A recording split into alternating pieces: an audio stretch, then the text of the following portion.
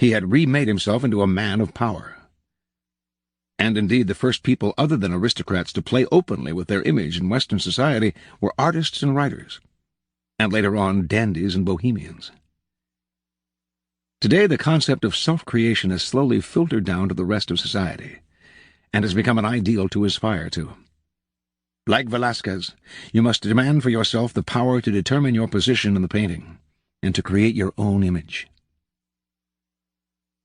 The first step in the process of self-creation is self-consciousness, being aware of yourself as an actor and taking control of your appearance and emotions.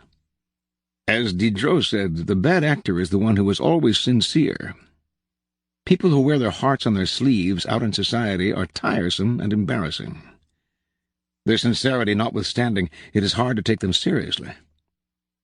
Those who cry in public may temporarily elicit sympathy, but sympathy soon turns to scorn and irritation at their self-obsessiveness. They are crying to get attention, we feel, and a malicious part of us wants to deny them the satisfaction. Good actors control themselves better. They can play sincere and heartfelt, can affect a tear and a compassionate look at will, but they don't have to feel it. They externalize emotion in a form that others can understand. Method acting is fatal in the real world. No ruler or leader could possibly play the part if all of the emotions he showed had to be real. So learn self-control. Adopt the plasticity of the actor, who can mold his or her face to the emotion required. The second step in the process of self-creation is a variation on the George Sand strategy.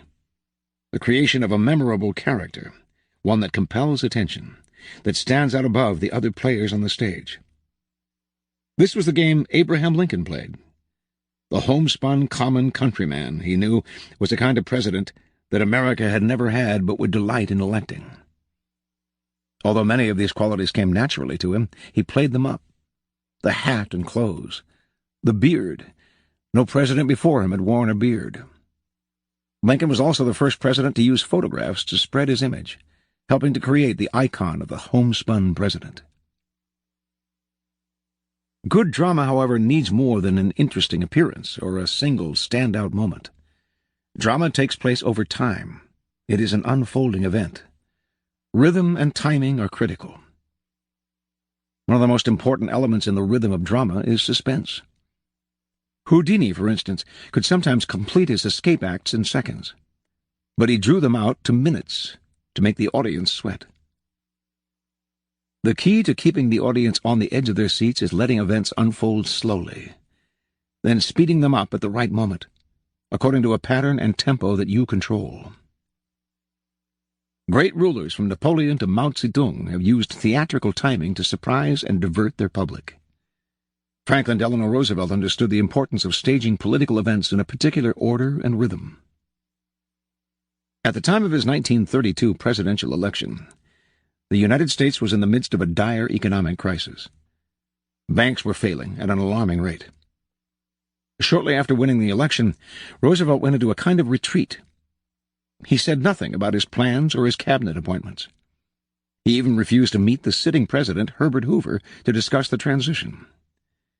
By the time of Roosevelt's inauguration, the country was in a state of high anxiety.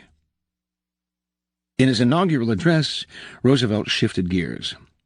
He made a powerful speech, making it clear that he intended to lead the country in a completely new direction, sweeping away the timid gestures of his predecessors.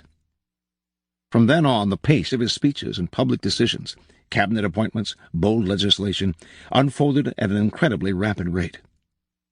The period after the inauguration became known as the 100 Days, and its success in altering the country's mood partly stemmed from Roosevelt's clever pacing and use of dramatic contrast. He held his audience in suspense, then hit them with a series of bold gestures that seemed all the more momentous because they came from nowhere. You must learn to orchestrate events in a similar manner, never revealing all your cards at once, but unfolding them in a way that heightens their dramatic effect.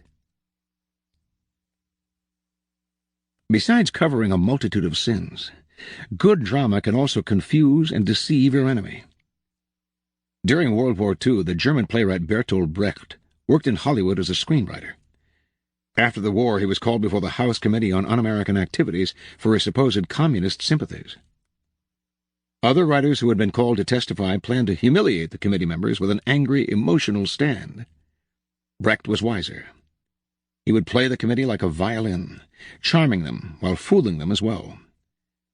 He carefully rehearsed his responses and brought along some props, notably a cigar on which he puffed away, knowing the head of the committee liked cigars. And indeed he proceeded to beguile the committee with well-crafted responses that were ambiguous, funny, and double-edged. Instead of an angry, heartfelt tirade, he ran circles around them with a staged production, and they let him off scot-free. Other dramatic effects for your repertoire include the beau geste, an action at a climactic moment that symbolizes your triumph or your boldness. Caesar's dramatic crossing of the Rubicon was a beau geste, a move that dazzled the soldiers and gave him heroic proportions. You must also appreciate the importance of stage entrances and exits. When Cleopatra first met Caesar in Egypt, she arrived rolled up in a carpet, which she arranged to have unfurled at his feet. George Washington twice left power, with flourish and fanfare, first as a general, then as a president who refused to sit for a third term, showing he knew how to make the moment count, dramatically and symbolically. Your own entrances and exits should be crafted and planned as carefully. Remember that overacting can be counterproductive. It is another way of spending too much effort trying to attract attention. The actor Richard Burton discovered early in his career that by standing totally still on stage, he drew attention to himself and away from the other actors. It is less what you do that matters, clearly, than how you do it. Your gracefulness and imposing stillness on the social stage count for more than overdoing your part and moving around too much. Finally, learn to play many roles, to be whatever the moment requires. Adapt your mask to the situation. Be protean in the faces you wear. Bismarck played this game to perfection. To a liberal, he was a liberal. To a hawk, he was a hawk. He could not be grasped, and what cannot be grasped cannot be consumed. Reversal. There can really be no reversal to this critical law. Bad theater is bad theater. Even appearing natural requires art. In other words, acting. Bad acting only creates embarrassment. Of course, you should not be too dramatic. Avoid the histrionic gesture. But that is simply bad theater anyway, since it violates the centuries-old dramatic laws against overacting. In essence, there is no reversal to this law. Here is a further reflection on this law. From the memoirs of Giovanni Casanova. The man who intends to make his fortune in this ancient capital of the world, Rome, must be a chameleon, susceptible of reflecting the colors of the atmosphere that surrounds him. A Proteus, apt to assume every form, every shape.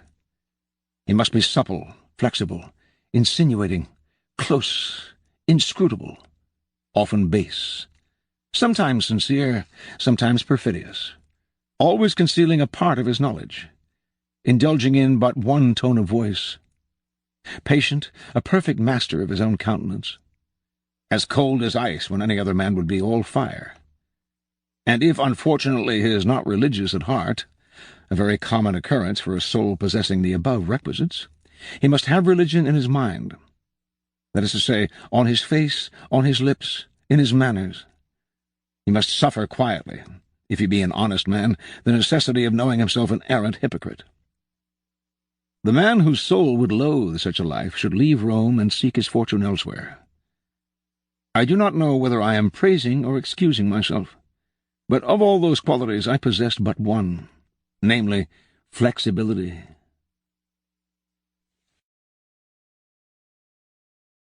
The 26th law. Keep your hands clean. Judgment. You must seem a paragon of civility and efficiency. Your hands are never soiled by mistakes and nasty deeds. Maintain such a spotless appearance by using others as scapegoats and cat's paws to disguise your involvement.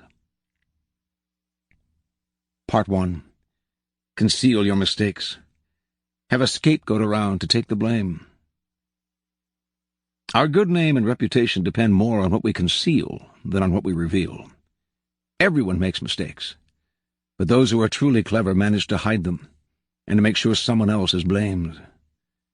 A convenient scapegoat should always be kept around for such moments.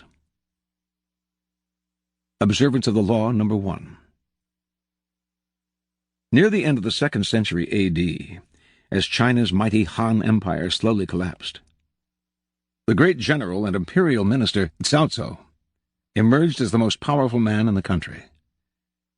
Seeking to extend his power base and to rid himself of the last of his rivals, Cao Cao began a campaign to take control of the strategically vital Central Plain.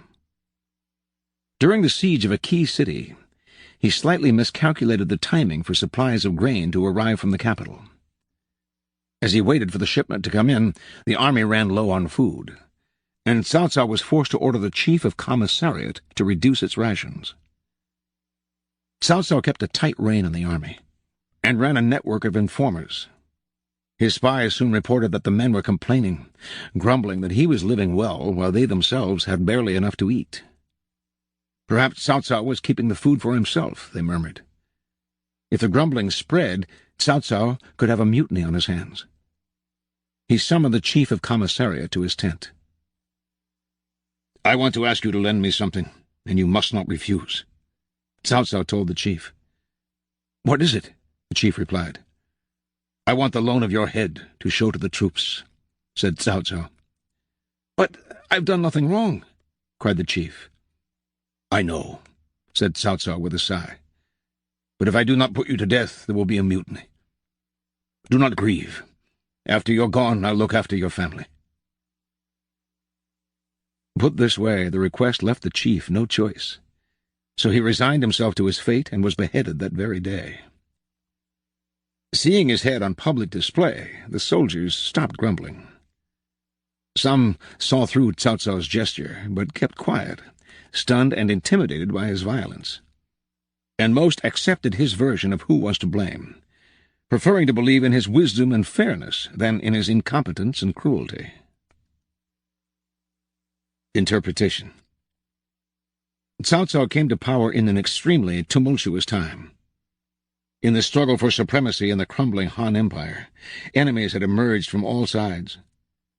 The battle for the Central Plain had proved more difficult than he imagined, and money and provisions were of a constant concern. No wonder that, under such stress, he had forgotten to order supplies in time. Once it became clear that the delay was a critical mistake, and that the army was seething with mutiny, Cao Cao had two options: apology and excuses, or a scapegoat. Understanding the workings of power and the importance of appearances as he did, Cao Cao did not hesitate for a moment. He shopped around for the most convenient head and had it served up immediately. Occasional mistakes are inevitable. The world is just too unpredictable. People of power, however, are undone not by the mistakes they make, but by the way they deal with them. Like surgeons, they must cut away the tumor with speed and finality. Excuses and apologies are much too blunt tools for this delicate operation. The powerful avoid them. By apologizing, you open up all sorts of doubts about your competence, your intentions, any other mistake you might not have confessed. Excuses satisfy no one, and apologies make everyone uncomfortable. The mistake does not vanish with an apology. It deepens and festers. Better to cut it off instantly, distract attention from yourself, and focus attention on a convenient scapegoat before people have time to ponder your responsibility or your possible incompetence. As General Cao Cao said, "I would rather betray the whole world than let the world betray me." Observance of the Law, number 2. For several years, Cesare Borgia campaigned to gain control of large parts of Italy in the name of his father, Pope Alexander. In the year 1500, he managed to take Romagna in northern Italy.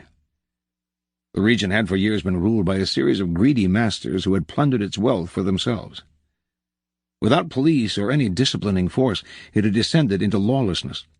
whole areas being ruled by robbers and feuding families. To establish order, Cesare appointed a lieutenant general of the region, Ramiro de Orca, a cruel and vigorous man, according to Niccolò Machiavelli. Cesare gave de Orco absolute powers. With energy and violence, de Orco established a severe, brutal justice in Romagna, and soon rid it of almost all of its lawless elements. But in his zeal he sometimes went too far, and after a couple of years the local population resented and even hated him. In December of 1502, Cesare took decisive action. He first let it be known that he had not approved of de Orco's cruel and violent deeds, which stemmed from the lieutenant's brutal nature. Then, on December 22nd, he imprisoned de Orco in the town of Cesena, and the day after Christmas the townspeople awoke to find a strange spectacle in the middle of the piazza. De Orco's headless body, dressed in a lavish suit with a purple cape, the head impaled beside it on a pike, the bloody knife and executioner's block laid out beside the head. As Machiavelli concluded his comments on the affair, the ferocity of this scene left the people at once stunned and satisfied. Interpretation. Cesare Borgia was a master player in the game of power. Always planning several moves ahead, he set his opponents the cleverest traps. For this, Machiavelli honored him above all others in the prince. Cesare foresaw the future with amazing clarity in Romagna. Only brutal justice would bring order to the region. The process would take several years, and at first the people would welcome it. But it would soon make many enemies, and the citizens would come to resent the imposition of such unforgiving justice, especially by outsiders. Cesare himself, then, could not be seen as the agent of this justice. The people's hatred would cause too many problems in the future. And so he chose the one man who could do the dirty work, knowing in advance that once the task was done, he would have to display de Orco's head on a pike. The scapegoat in this case had been planned from the beginning. With Tsao, the scapegoat was an entirely innocent man. In the Romagna, he was the offensive weapon in Cesare's arsenal that let him get the dirty work done without bloodying his own hands. With this second kind of scapegoat, it is wise to separate yourself from the hatchet man at some point. Either leave him dangling in the wind, or, like Cesare, even making yourself the one to bring him to justice. Not only are you free of involvement in the problem, you can appear as the one who cleaned it up. As Sir James George Fraser reported in the Golden Bough, the Athenians regularly maintained a number of degraded and useless beings at the public expense, and when any calamity, such as plague, drought, or famine, befell the city, these scapegoats were led about and then sacrificed, apparently by being stoned outside the city. Keys to power. The use of scapegoats is as old as civilization itself, and examples of it can be found in cultures around the world. The main idea behind these sacrifices is the shifting of guilt and sin to an outside figure, object, animal, or man, which is then banished or destroyed.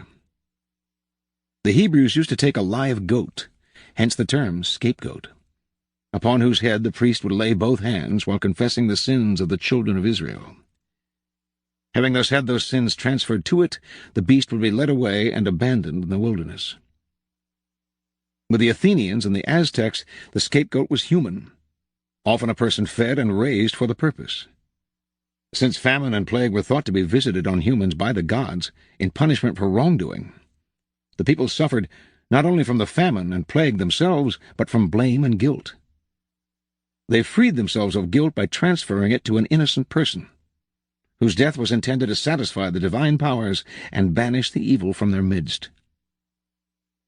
It is an extremely human response to not look inward after a mistake or crime, but rather to look outward, and to affix blame and guilt on a convenient object.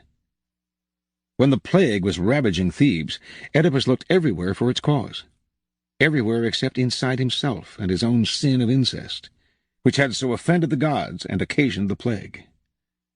This profound need to exteriorize one's guilt, to project it on another person or object, has an immense power, which the clever know how to harness. Sacrifice is a ritual, perhaps the most ancient ritual of all. Ritual, too, is a wellspring of power. In the killing of De Orco, note Cesare's symbolic and ritualistic display of his body. By framing it in this dramatic way, he focused guilt outward. The citizens of Romagna responded instantly. Because it comes so naturally to us to look outward rather than inward, we readily accept the scapegoat's guilt.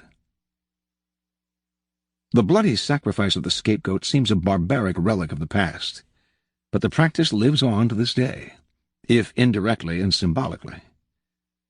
Since power depends on appearances, and those in power must seem never to make mistakes, the use of scapegoats is as popular as ever. What modern leader will take responsibility for his blunders? He searches out others to blame, the scapegoat to sacrifice.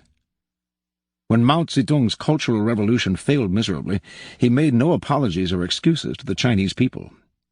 Again, like Cao Cao before him, he offered up scapegoats, including his own personal secretary and high-ranking member of the party, Qin Boda. Franklin D. Roosevelt had a reputation for honesty and fairness.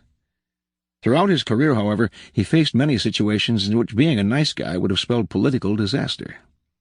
Yet he could not be seen as an agent of any foul play.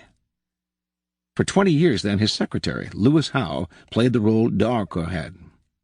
He handled the backroom deals, the manipulation of the press, the underhanded campaign maneuvers. And whenever a mistake was committed, or a dirty trick contradicting Roosevelt's carefully crafted image became public, Howe served as the scapegoat and never complained. Besides conveniently shifting blame, a scapegoat can serve as a warning to others. In 1631, a plot was hatched to oust France's Cardinal Richelieu from power, a plot that became known as the Day of the Dupes. It almost succeeded, since it involved the upper echelons of government, including the Queen Mother. But through luck and his own connivances, Richelieu survived. One of the key conspirators was a man named Marillac, the keeper of the seals. Richelieu could not imprison him without implicating the Queen Mother, an extremely dangerous tactic. So he targeted Marillac's brother, a marshal in the army. This man had no involvement in the plot. Richelieu, however, afraid that other conspiracies might be in the air, especially in the army, decided to set an example.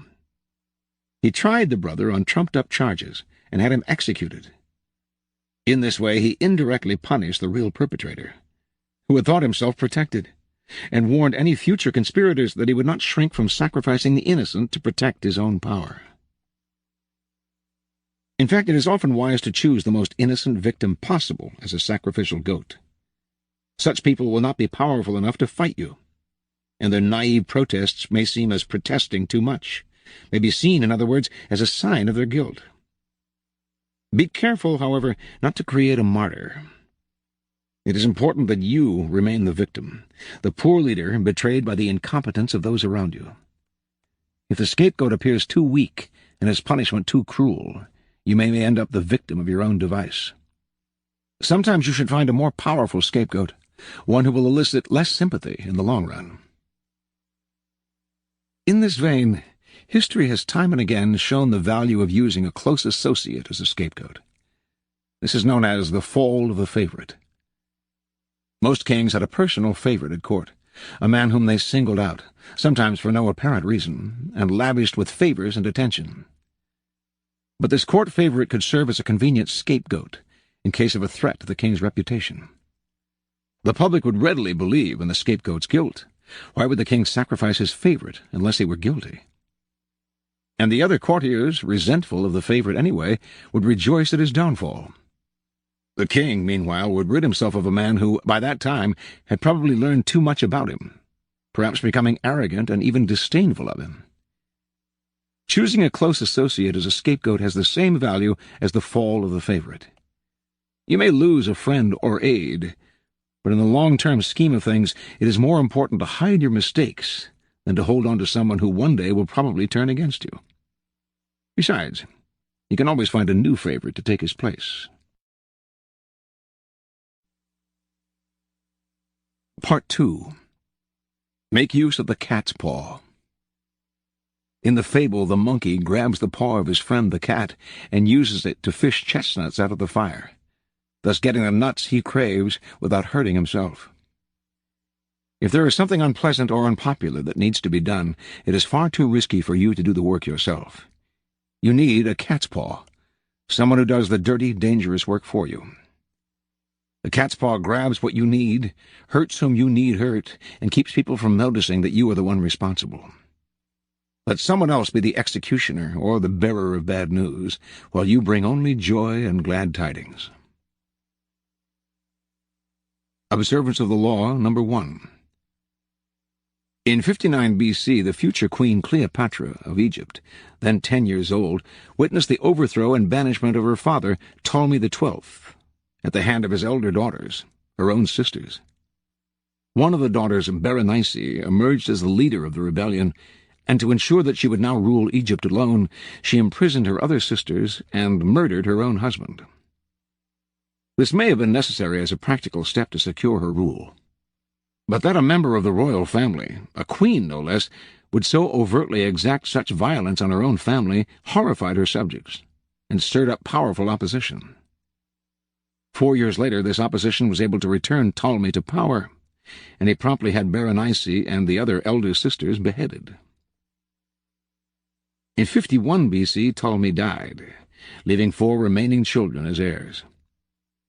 As was the tradition in Egypt, the eldest son, Ptolemy XIII, only 10 at the time, married the elder sister, Cleopatra, now 18, and the couple took the throne together as king and queen.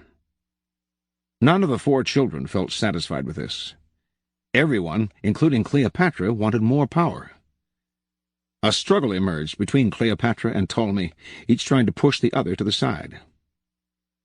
In 48 B.C., with the help of a government faction that feared Cleopatra's ambition, Ptolemy was able to force his sister to flee the country, leaving himself as sole ruler.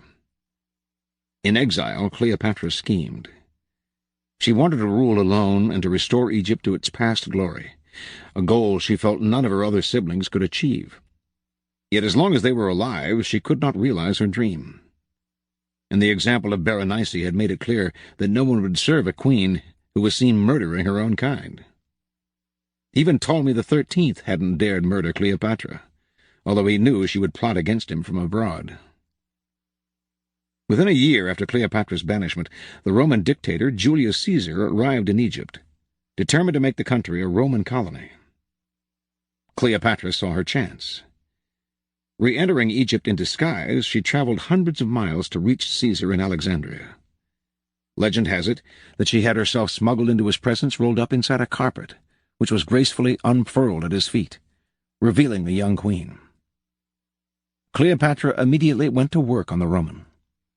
She appealed to his love of spectacle and his interest in Egyptian history, and poured on her feminine charms.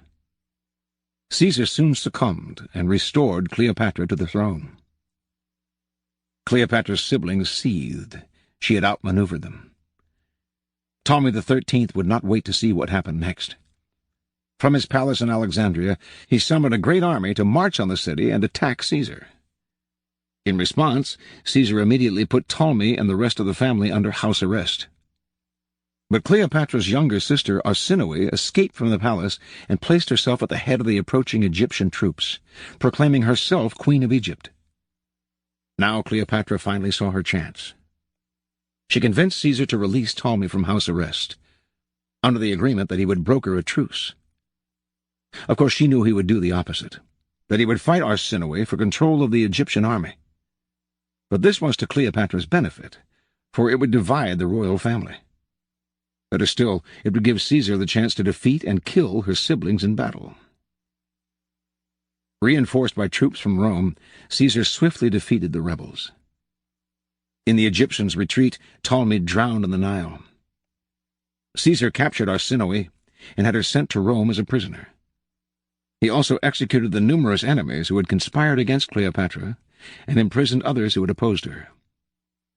To reinforce her position as uncontested queen, Cleopatra now married the only sibling left, Ptolemy XIV, only 11 at the time, and the weakest of the lot. 4 years later, Ptolemy mysteriously died of poison.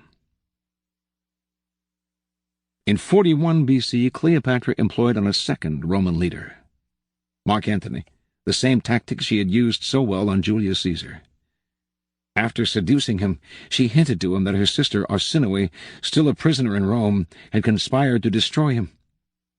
Mark Antony believed her and promptly had Arsinoe executed, thereby getting rid of the last of the siblings who had posed such a threat to Cleopatra. Interpretation. Legend has it that Cleopatra succeeded through her seductive charms, but in reality her power came from an ability to get people to do her bidding without realizing they were being manipulated. Caesar and Antony not only rid her of her most dangerous siblings, Ptolemy XIII and Arsinoe, they decimated all of her enemies, in both the government and the military. The two men became her cat's paws. They entered the fire for her, did the ugly but necessary work, while shielding her from appearing as the destroyer of her siblings and fellow Egyptians. And in the end, both men acquiesced to her desire to rule Egypt not as a Roman colony, but as an independent allied kingdom. And they did all this for her without realizing how she had manipulated them. This was persuasion of the subtlest and most powerful kind. The queen must never dirty her hands with ugly tasks, nor can a king appear in public with blood on his face. Yet power cannot survive without the constant squashing of enemies. There will always be dirty little tasks that have to be done to keep you on the throne. Like Cleopatra, you need a cat's paw. This will usually be a person from outside your immediate circle, who will therefore be unlikely to realize how he or she is being used. You will find these dupes everywhere. People who enjoy doing you favors, especially if you throw them a minimal bone or two in exchange. But as they accomplish tasks that may seem to them innocent enough, or at least completely justified, they are actually clearing the field for you, spreading the information you feed them, undermining people they do not realize are your rivals, inadvertently furthering your cause, dirtying their hands while yours remains spotless. Observance of the Law, number 2. In the late 1920s, civil war broke out in China as the nationalist and communist parties battled for control of the country. In 1927, Chiang Kai-shek, the nationalist leader, vowed to kill every last communist. And over the next few years he nearly accomplished his task, pushing his enemies hard, until, in 1934-1935, he forced them into the Long March, a 6,000-mile retreat from the southeast to the remote northwest, through harsh terrain, in which most of their ranks were decimated. In late 1936, Chiang planned one last offensive to wipe them out. But he was caught in a mutiny. His own soldiers captured him and turned him over to the communists. Now he could only expect the worst.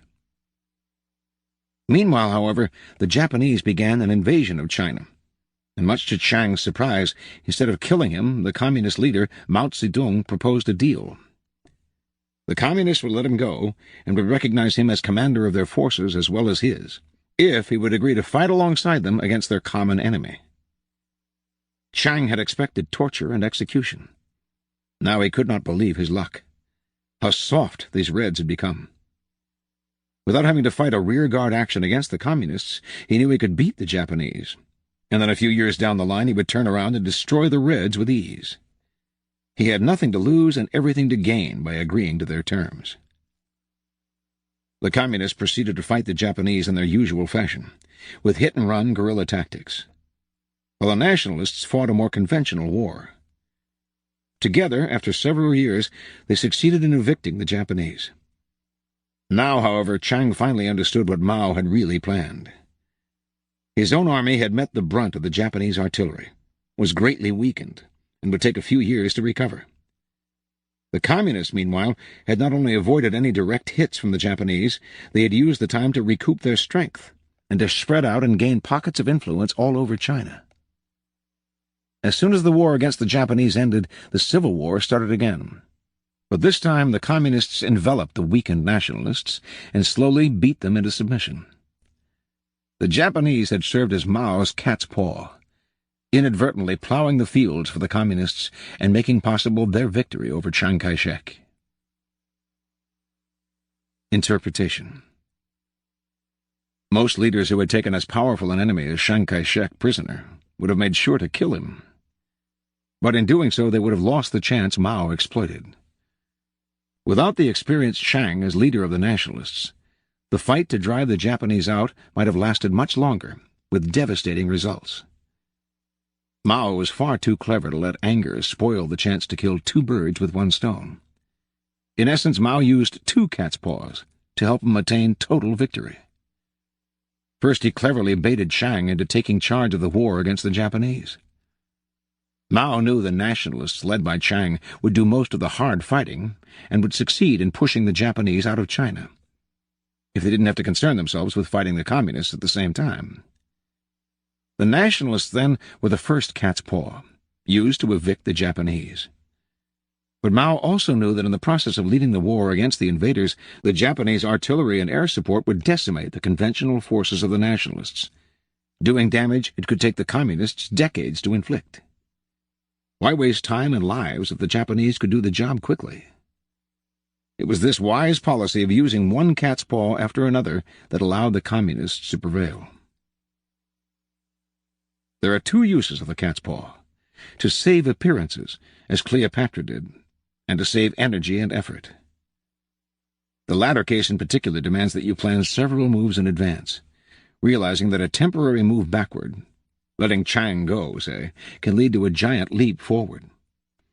If you are temporarily weakened and need time to recover, it will often serve you well to use those around you both as a screen to hide your intentions and as a cat's paw to do your work for you. Look for a powerful third party who shares an enemy with you, if for different reasons. Then take advantage of their superior power to deal blows which would have cost you much more energy, since you were weaker. You can even gently guide them into hostilities. Always search out the overly aggressive as potential cat's paws. They are often more than willing to get into a fight, and you can choose just the right fight for your purposes. Observance of the Law Number 3. Koriyama Daisen was an adept of Chanoyu, hot water for tea, the Japanese tea ceremony, and a student of the teachings of the great tea master Senno Rikyo. Around 1620, Daisen learned that a friend of his, Hoshina Soemon, had borrowed a large sum of money, 300 ryo, to help a relative who had fallen into debt. But although Soemon had managed to bail out his relative, he had simply displaced the burden onto himself. Daisen knew Soemon well. He neither cared nor understood much about money, and could easily get into trouble through slowness in repaying the loan, which had been made by a wealthy merchant called Kawachiya Sonemon. Yet if Daisen offered to help Soemon pay back the loan, he would refuse out of pride, and might even be offended. One day Daisen visited his friend, and after touring the garden and looking at Soemon's prized peonies, they retired to his reception room. Here Daisen saw a painting by the master Kano Tenyu. "Ah!" Daisen exclaimed. "A splendid piece of painting. I don't know when I have seen anything I like better." After several more bouts of praise, Soemon had no choice. "Well," he said, "since you like it so much, I hope you will do me the favor of accepting it." At first Daisen refused, but when Soemon insisted, he gave in. The next day Soemon in turn received a package from Daisen. Inside it was a beautiful and delicate vase, which Daisen, in an accompanying note, asked his friend to accept as a token of his appreciation for the painting that Soemon had so graciously given him the day before. He explained that the vase had been made by Senno Rikyo himself, and bore an inscription from Emperor Hideyoshi. If Soemon did not care for the vase, Daisen suggested, he might make a gift of it to an adherent of Chanoyu. Perhaps the merchant Kawachiya Sonemon, who had often expressed a desire to possess it. "I hear," Daisen continued, "he has a fine piece of fancy paper, the 300 ryo I owe you, which you would much like. It is possible you might arrange an exchange." Realizing what his gracious friend was up to, Soemon took the vase to the wealthy lender. "However did you get this?" exclaimed Sonemon, when Soemon showed him the vase.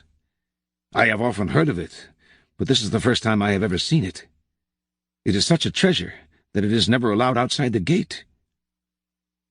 He instantly offered to exchange the debt note for the flower vase, and to give Soemon 300 ryo more on top of it. But Soemon, who did not care for money, only wanted the debt note back, and Sonimon gladly gave it to him. Then Soemon immediately hurried to Daizen's house to thank him for his clever support. Interpretation. Kuriyama Daizen understood that the granting of a favor is never simple. If it is done with fuss and obviousness, its receiver feels burdened by an obligation. This may give the doer a certain power, but it is a power that will eventually self-destruct, for it will stir up resentment and resistance. A favor done indirectly and elegantly has 10 times more power. Daizen knew a direct approach would have only offended Soemon. By letting his friend give him the painting, however, he made Soemon feel that he too had pleased his friend with a gift. In the end, all 3 parties emerged from the encounter feeling fulfilled in their own way. In essence, Daizen made himself the cat's paw, the tool to take the chestnuts out of the fire.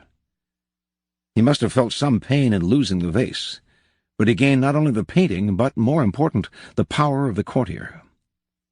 The courtier uses his gloved hand to soften any blows against him, disguise his scars, and make the act of rescue more elegant and clean. By helping others, the courtier eventually helps himself. Daizen's example proves the paradigm for every favor done between friends and peers. Never impose your favors. Search out ways to make yourself the cat's paw, indirectly extricating your friends from distress without imposing yourself or making them feel obligated to you. From Kautilya, the Indian philosopher. One should not be too straightforward. Go and see the forest. The straight trees are cut down. The crooked ones are left standing. Keys to power. As a leader, you may imagine that constant diligence and the appearance of working harder than anyone else signify power. Actually, though, they have the opposite effect.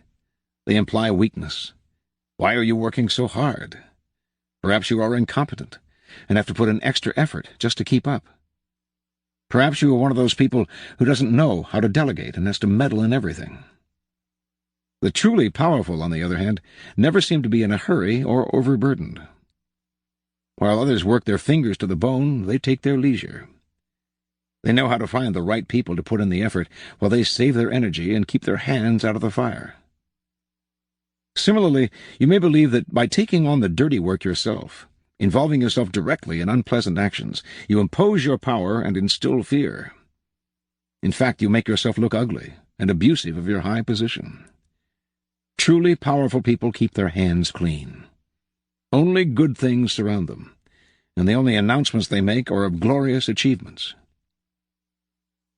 You will often find it necessary, of course, to expend energy, or to effect an evil but necessary action.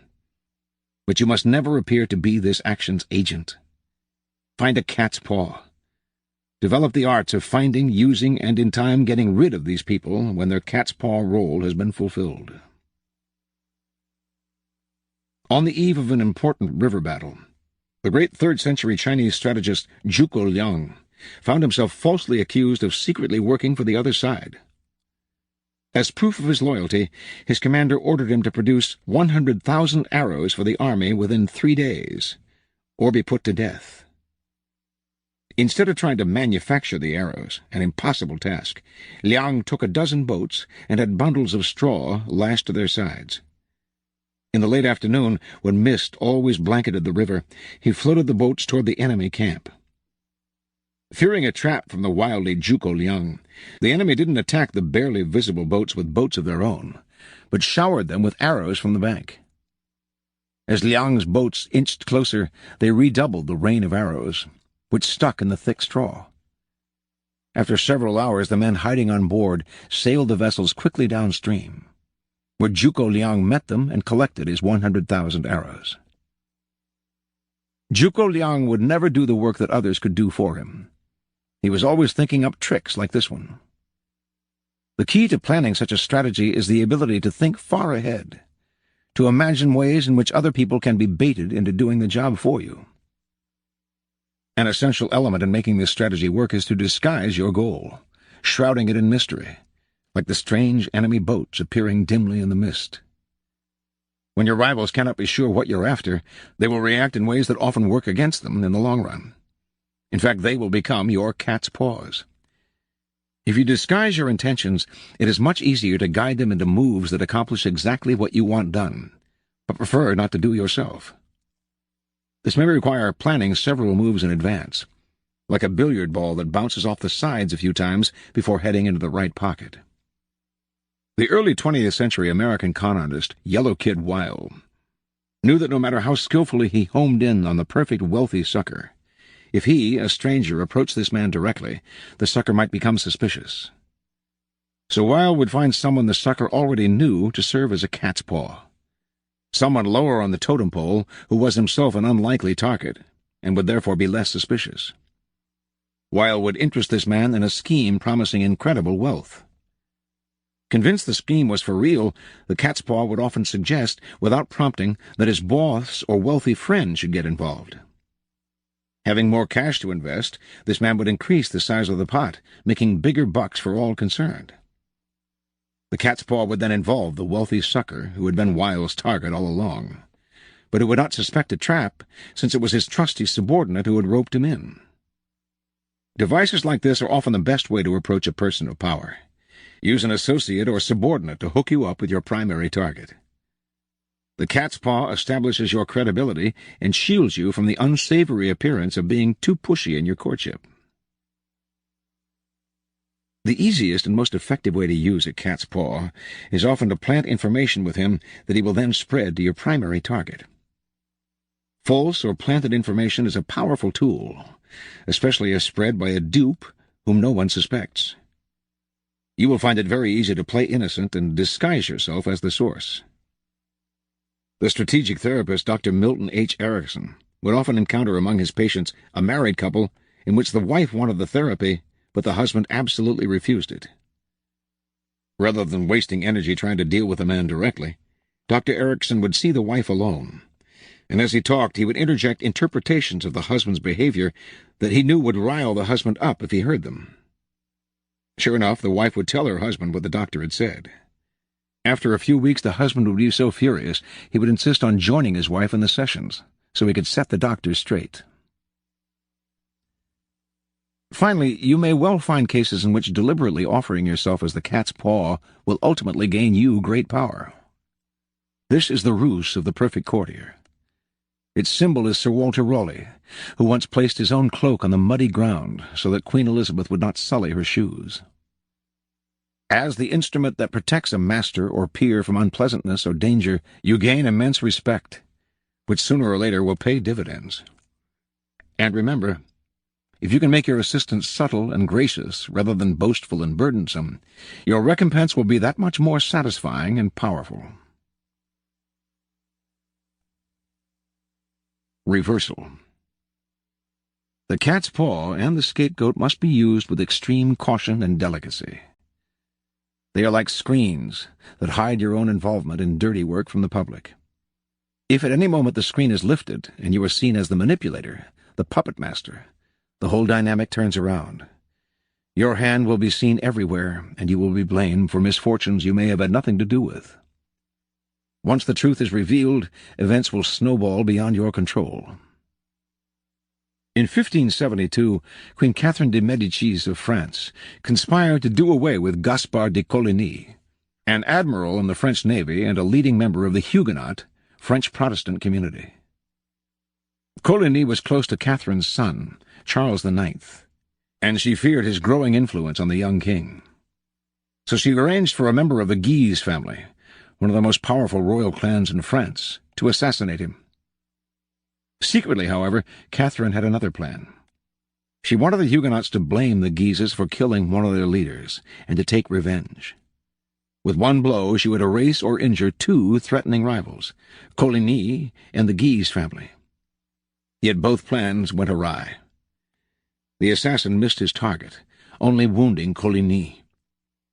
Knowing Catherine as his enemy, he strongly suspected it was she who had set up the attack on him, and he told the king so.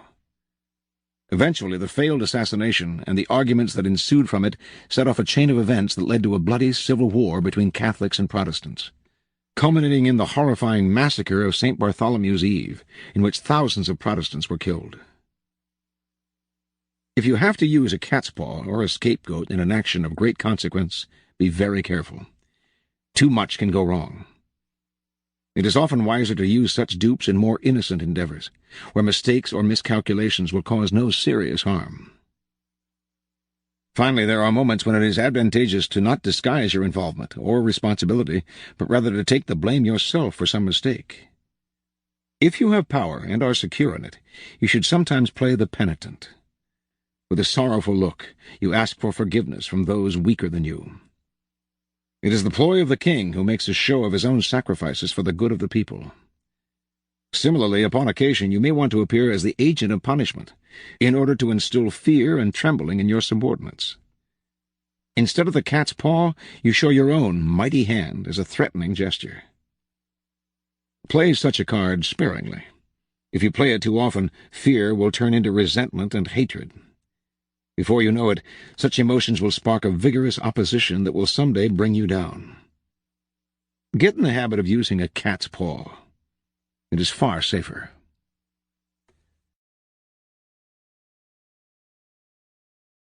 Here are some further reflections on this law.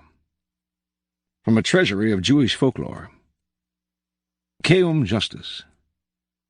A great calamity befell the town of Keum one day. The town cobbler murdered one of his customers. So he was brought before the judge, who sentenced him to die by hanging. When the verdict was read, a townsman arose and cried out, "If your honor pleases, you have sentenced to death the town cobbler. He's the only one we've got. If you hang him, who will mend our shoes?" "Who? Who?" cried all the people of Keum with one voice. The judge nodded in agreement and reconsidered his verdict. "Good people of Keum," he said, "what you say is true. Since we have only one cobbler, it would be a great wrong against the community to let him die. As there are 2 roofers in the town, let one of them be hanged instead." From The Fables, by Jean de La Fontaine. The Monkey and the Cat. A monkey and cat, in roguery and fun, sworn brothers twain, both owned a common master. Whatever mischief in the house was done by Pug and Tom was contrived each disaster. One winter's day was seen this hopeful pair, close to the kitchen fire, as usual, posted. Amongst the red-hot coals the cook with care had placed some nice plump chestnuts to be roasted, from whence in smoke a pungent odour rose, whose oily fragrance struck the monkey's nose. "Tom," says sly Pug, "pray could not you and I share this dessert the cook is pleased to cater? Had I such claws as yours, I'd quickly try. Lend me a hand, 'twill be a coup de maître." So said, he seized his colleague's ready paw, pulled out the fruit, and crammed it in his jaw. Now came the shining mistress of the fane, and off in haste the 2 marauders scampered. Tom, for his share of the plunder, had the pain, whilst Pug his palate with the dainties pampered. A tale from the Panchatantra. The Crow-hen, the Cobra, and the Jackal. Once upon a time there was a crow and his wife who had built a nest in a banyan tree. A big snake crawled into the hollowed trunk and ate up the chicks as they were hatched. The crow did not want to move, since he loved the tree dearly. So he went to his friend the Jackal for advice. A plan of action was devised. The crow and his wife flew about in implementation. As the wife approached a pond, she saw the women of the king's court bathing, with pearls, necklaces, gems, garments, and a golden chain laying on the shore.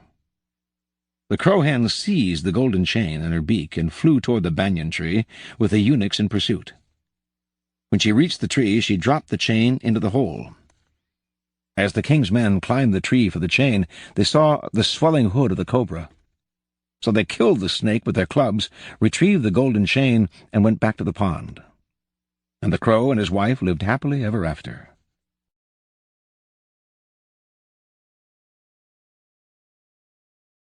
From The Subtle Ruse, the book of Arabic wisdom and guile. How to broadcast news. When Omar, son of al-Khattab, was converted to Islam, he wanted the news of his conversion to reach everyone quickly. He went to see Jamil, son of Mamar al-Jumahi. The latter was renowned for the speed with which he passed on secrets. If he was told anything in confidence, he let everyone know about it immediately. Omar said to him, "I have become a Muslim. Do not say anything. Keep it dark. Do not mention it in front of anyone." Jamil went out into the street and began shouting at the top of his voice, "Do you believe that Omar, son of al-Khattab, has not become a Muslim? Well, do not believe that. I am telling you that he has." The news of Omar's conversion to Islam was spread everywhere, and that was just what he intended. From Selected Fables by Jean de La Fontaine. A Fool and a Wise Man. A wise man walking alone was being bothered by a fool throwing stones at his head. Turning to face him, he said, "My dear chap, well thrown. Please accept these few francs. You've worked hard enough to get more than mere thanks. Every effort deserves its reward. But see that man over there? He can afford more than I can. Present him with some of your stones. They'll earn a good wage." Lured by the bait, the stupid man ran off to repeat the outrage on the other worthy citizen. This time he wasn't paid in money for his stones. Up rushed serving men and seized him and thrashed him and broke all his bones. In the courts of kings there are pests like this, devoid of sense. They'll make their master laugh at your expense. To silence their cackle, should you hand out rough punishment? Maybe you're not strong enough. Better persuade them to attack somebody else, who can more than pay them back.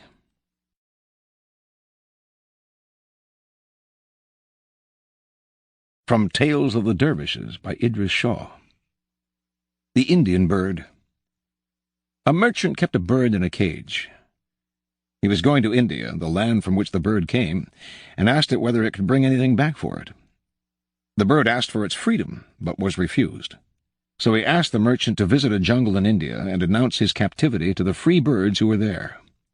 The merchant did so, and no sooner had he spoken when a wild bird, just like his own, fell senseless out of a tree onto the ground. The merchant thought that this must be a relative of his own bird, and felt sad that he should have caused this death. When he got home, the bird asked him whether he had brought good news from India. "No," said the merchant, "I fear that my news is bad. One of your relations collapsed and fell at my feet when I mentioned your captivity." As soon as these words were spoken, the merchant's bird collapsed and fell to the bottom of the cage. "The news of his kinsman's death has killed him too," thought the merchant. Sorrowfully, he picked up the bird and put it on the window-sill. At once the bird revived and flew to a nearby tree. "Now you know," the bird said, "that what you thought was disaster was in fact good news for me, and how the message, the suggestion of how to behave in order to free myself, was transmitted to me through you, my captor." And he flew away, free at last.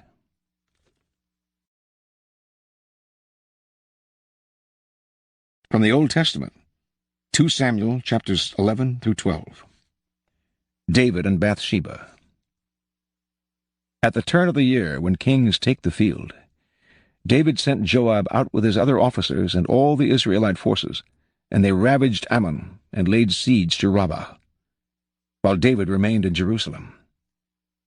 One evening David got up from his couch, and as he walked about on the roof of the palace, he saw from there a woman bathing, and she was very beautiful. He sent to inquire who she was, and the answer came, "It must be Bathsheba, daughter of Eliam and wife of Uriah the Hittite." David wrote a letter to Joab and sent Uriah with it. He wrote in the letter, "Put Uriah opposite the enemy where the fighting is fiercest, and then fall back and leave him to meet his death." Joab stationed Uriah at a point where he knew they would put up a stout fight. The men of the city sallied out and engaged Joab, and some of David's guards fell. Uriah the Hittite was also killed. Joab sent David a dispatch with all the news of the battle. When Uriah's wife heard that her husband was dead, she mourned for him. And when the period of mourning was over, David sent for her and brought her into his house. She became his wife and bore him a son.